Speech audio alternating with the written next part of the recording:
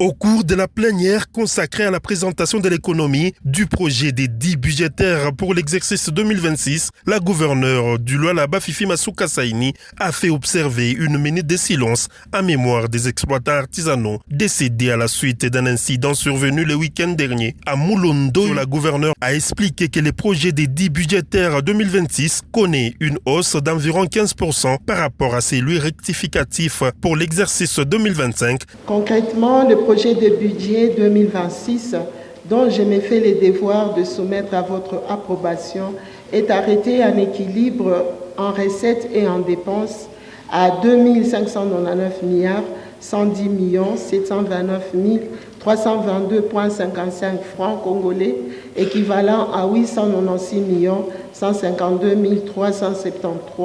373,65 dollars américains. Ce projet de 10 budgétaires a connu un accroissement de l'ordre de 15,20%.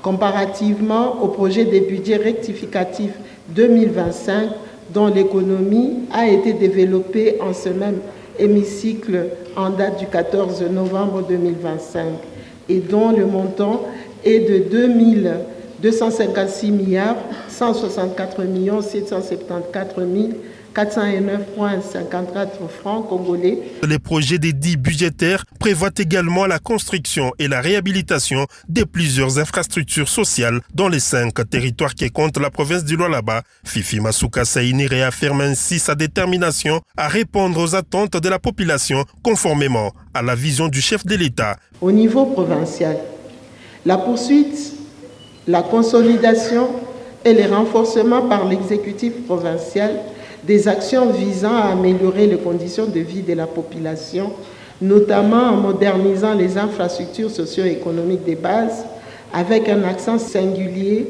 sur les voies de communication pour désenclaver les différentes entités de la province, ainsi que les infrastructures scolaires et sanitaires. La volonté manifeste et l'engagement ferme de l'exécutif provincial à diversifier l'économie de la province avec comme pilier majeur l'agriculture, le tourisme et la création des entreprises provinciales. La séance plénière présidée par Jean-Marie Kassé à Chingambo a permis aux députés provinciaux de soulever diverses préoccupations. Le groupe parlementaire Ensemble et Alliés a été le premier à intervenir, suivi des groupes A24 et Alliés, A25 et Alliés, ainsi que AA-UNC. Nous saluons la prise en compte de la construction du pont et du bac Vunja-Biabo, ainsi que la construction du pont d'Ikouloué.